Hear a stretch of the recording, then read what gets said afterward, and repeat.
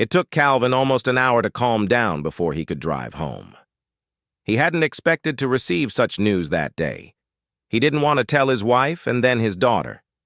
At 8 years old, she wouldn't understand.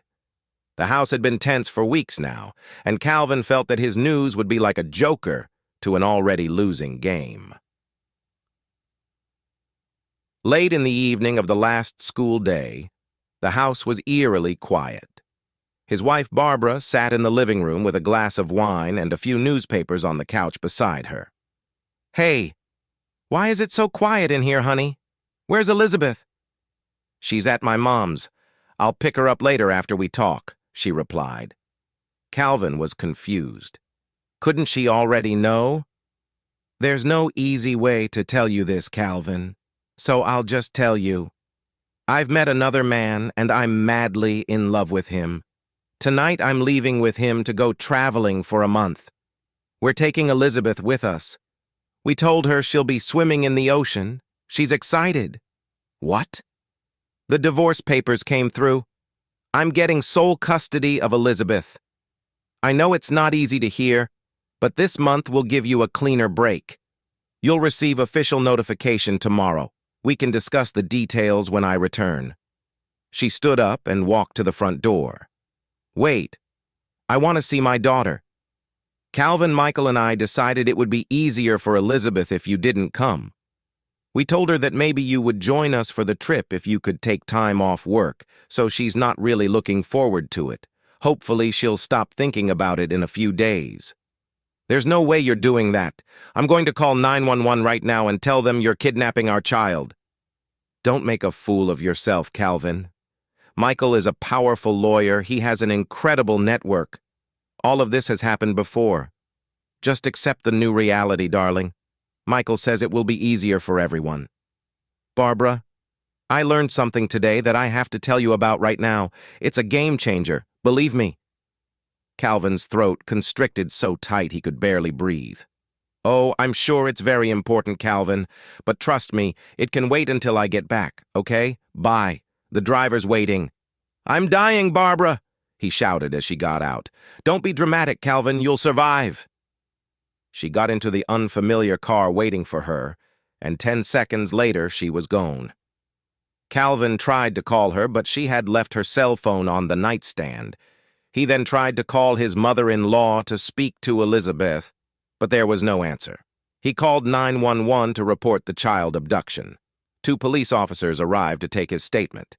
They told him he would hear from them within 24 hours. He heard nothing that night and collapsed on the couch well past midnight. The next day, Calvin woke up with a splitting headache. The police reported nothing during the day, but Calvin received a text message from an unfamiliar number. The message contained a picture of Elizabeth, Barbara, and a man he didn't recognize.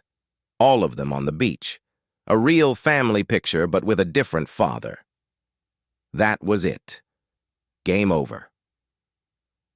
Barbara was glad to be home after a fantastic but tiring trip. She was surprised but relieved to see that Calvin wasn't home. The house looked as if no one had been in it for a long time. The divorce papers and a glass of wine lay where she had left them a month ago. An unopened envelope lay on the couch. But what intrigued her most was that all of Calvin's clothes and personal belongings were still in her bedroom or in his home office. Seeing that her father wasn't home, Elizabeth went to visit her best friend who lived across the street. Barbara plugged in her cell phone to charge it after a month of inactivity and saw that it had received several calls from a local number she didn't know. That could wait. She had a load of laundry to do. She was just about to leave to run some errands when the phone rang. "Mrs. Barbara Coleman?" "Yes, it's me." "My name is Christine Ryerson, from Bellevue's Palliative Care Unit. We have tried several times to contact you today. Ma'am, it is my sad duty to inform you that your husband Calvin passed away early this morning." "What? Palliative care? Is this a joke? Because it's not funny." "Mrs. Coleman, I was informed that your husband never got around to telling you that he had aggressive glioblastoma, an incurable form of brain cancer." Barbara heard nothing more from Mrs. Ryerson, sitting on the couch, completely stunned. A few minutes later, the doorbell rang. "Are you Mrs. Barbara Coleman?" a young woman asked. "Yes," replied Barbara hesitantly. "There's a letter for you, ma'am. If you have any questions, you may contact Mr. Robert Horton, attorney at law. His business card is in the envelope. Have a good day."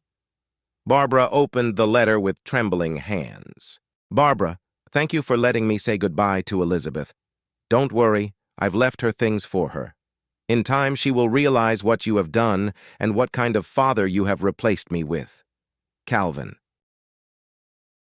Subscribe to our channel to keep your partner from cheating on you, and listen to the next story because this story is nothing compared to the next.